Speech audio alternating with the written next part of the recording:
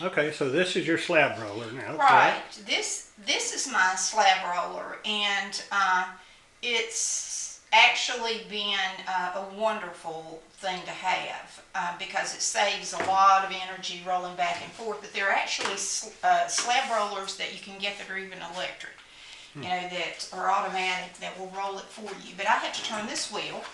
I have canvas that I only use this particular canvas with my white clay. Then I have other canvas that I use with the red clay because you don't want to mix the two. Okay. That's one of the things you don't want to do. I've The got canvas is just to protect smearing colors on the different clays, is that correct? uh, the canvas is used to uh, protect it from getting stuck on the slab roller. Okay, okay, I Because most understand. people don't use different colors a lot of times, so I it see. really doesn't pertain too much Okay, with the different colors, but it is, you do need to protect it from getting caught on the slab roller. okay. Okay, and here's my favorite helper, little Stash. Maybe Stash wants to go outside right now, or maybe not. Maybe not.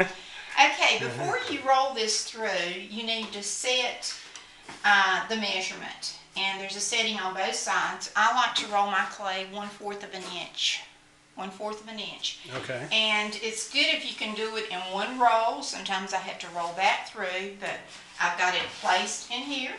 Everybody see? It's right inside there. Okay.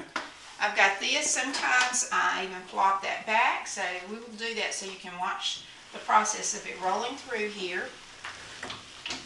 And here we go.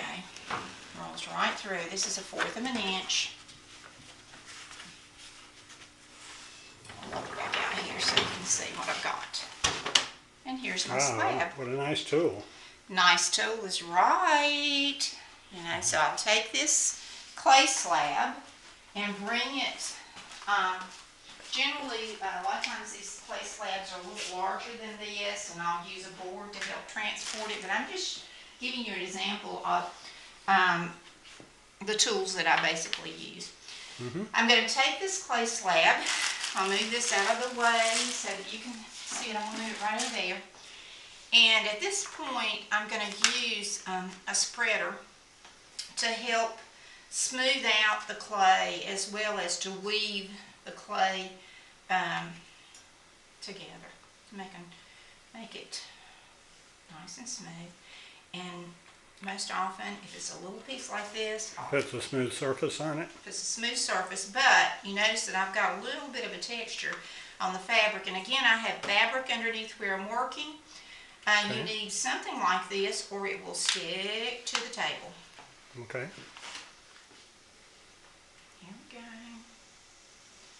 Smoothing it out. Okay. Now there's actually, again, you'll see the little bit of texture that's on here. There's a front and a back to this.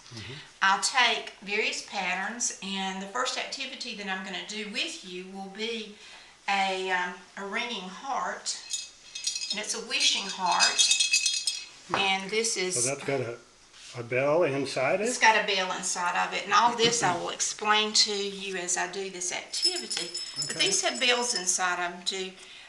It's a wishing heart. It's a wonderful little product that I make, but it's just sends your prayers and your wishes up into heaven. Beautiful. Yeah, And you're going to explain to us how you get the color on the hearts I and everything, will. different colors? I certainly will. Probably Great. not today though. I'm not going to be.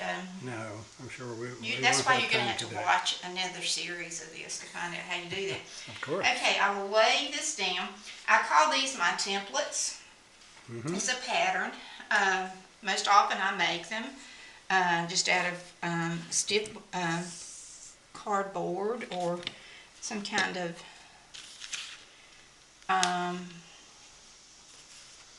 and then I cut it with an X-Acto knife or some kind of paper, stiff firm paper, material.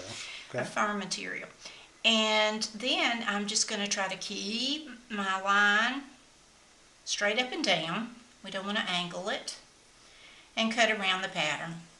Once we get the pattern cut out, and I will not go through the whole process. I generally like to do various textures on the pattern, and I'll use all kinds of things, from natural objects to lace to cool little stamps. Sometimes I actually carve the pattern on there. All of this I will explain whenever I do this activity in another future series, videos. in a future series. Okay, that sounds great. This is basically how I get started with this. Now you notice that this is three-dimensional. I'll be showing you how I actually put this together using a beveling tool, Right. using scoring, using slip, and slip is actually the clay base and water, and it'll all go together. So this is pretty much the process that I build small objects like this. And these are called hand-built? This is called pottery? hand-built, and I know a lot of times we think of clay as everything being made on a wheel, but a lot of the whimsical, fun items are made by hand-built, and it's one of my choices or my preferences. Now, as you see, I've got a lot of things made, and right now I'm going to show you or tell you a little bit about these items. They have all already been fired one time. They had to air dry, and then I placed glazes on them, in which I'll be explaining that more later too. And now I'm going to place them back into a kiln and fire them again so that they'll come out a finished product. So we're going to follow you out to the kiln and see how you place items into the kiln, and you can explain a little bit about that to us? Yeah, I certainly will. All right, that's wonderful. Yeah, do you have any questions?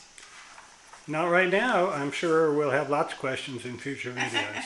Yeah, Thank there's you. a whole lot to learn about this, but it's all so much fun. And again, these items can be made using air-dried clay, and you actually wouldn't be working in the kiln. You wouldn't need to have a kiln. You wouldn't need to have a slab roller. You could do these in other ways. But here I go. That's very interesting, because I'm sure a lot of our listeners would have that question. That's right.